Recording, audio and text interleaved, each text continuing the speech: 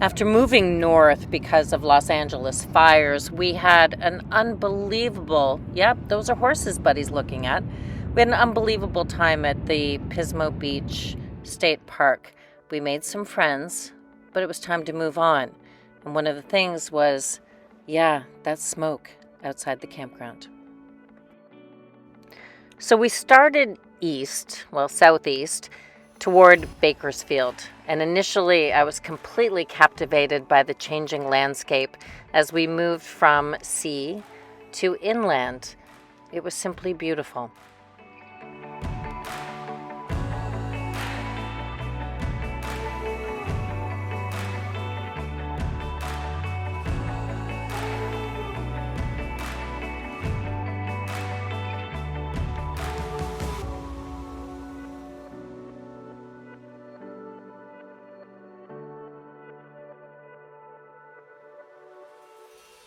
But then things started to change.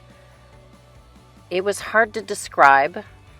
Shortly, you're going to see my video of when I was actually doing this adventure, but I just kept seeing broken hearts and broken buildings.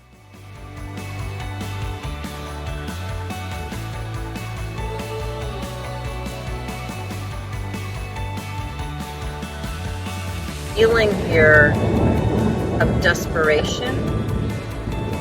Things are closed, boarded up. It looks like the earth has been pillaged.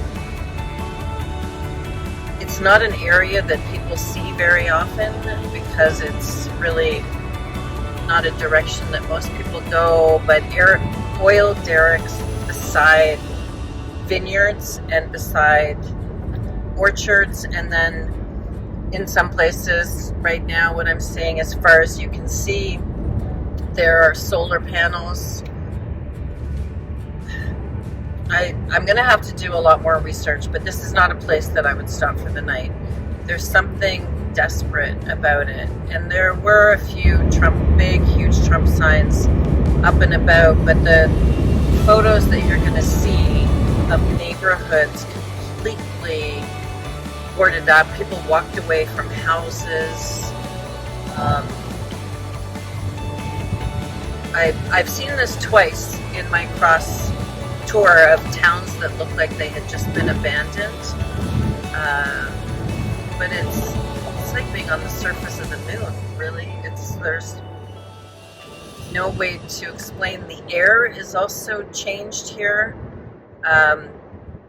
The oil derricks, the refineries are sort of down that way, and everything is foggy. It's not the smoke from Los Angeles, but I think it's just more disturbing that it does not look like a place that has respected the planet. Let's just put it that way. So I moved on from that community to a Love's truck stop for the very first time and woke up with these neighbors, as I had long since fallen asleep before they arrived. We then stopped in Lake Havasu, one of my favorite places. I'll put the link to the full story on that from the first time we arrived, but I knew that it was a safe and wonderful place.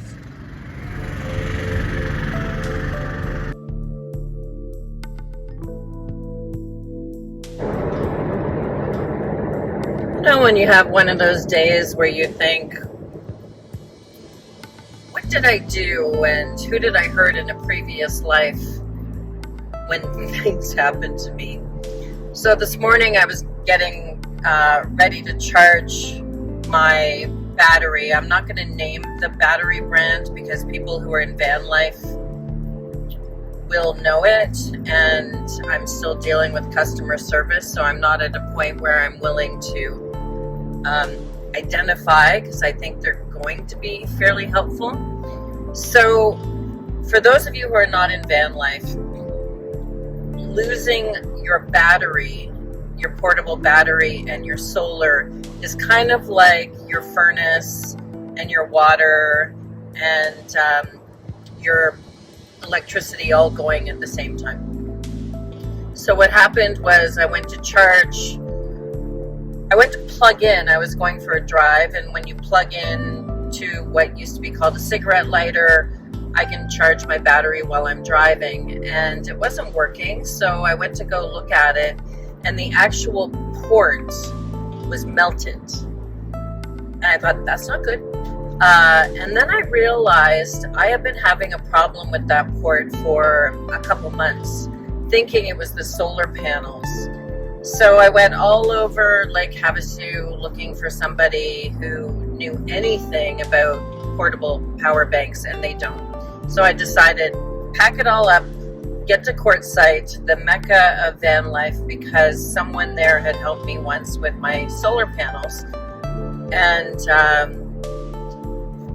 I'm entering Quartzsite right now, which I hadn't really intended to do on this day because they just finished a major event with Bob Wells, and there are tens of thousands of people there. But basically, for a digital nomad, I do not have a way to charge my computer. So this is a very big problem for me. I can't charge my fridge. I have little battery pack things that I can plug into the car that will charge my phone. So I am going back to Quartzsite in search of a solution. And then to add to that, when you're dealing with a product that you bought through Amazon 6 months ago, this thing's only 6 months old, then they want your address so they can potentially send you a new one.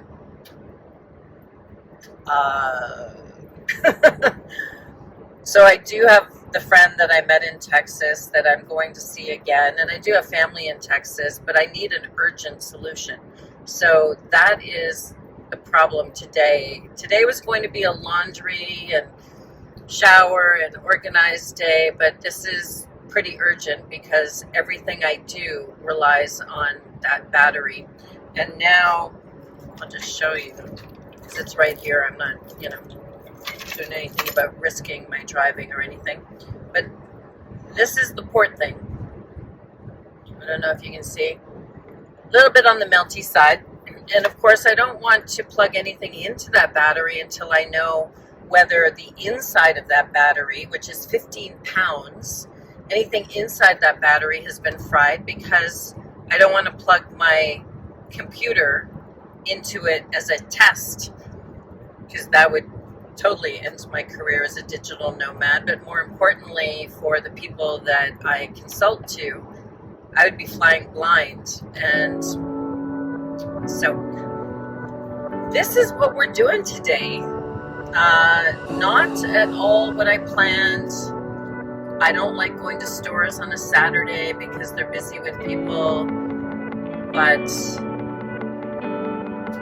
I don't have a choice in this. My entire household has been shut down, essentially. So I will be back in Quartzsite in 42 minutes. I'll let you know what happens. $800 later, I was back up and running, and I will deal with the original supplier when I can, because they're open only on Mondays. For now, we take a breath, and then we carry on in the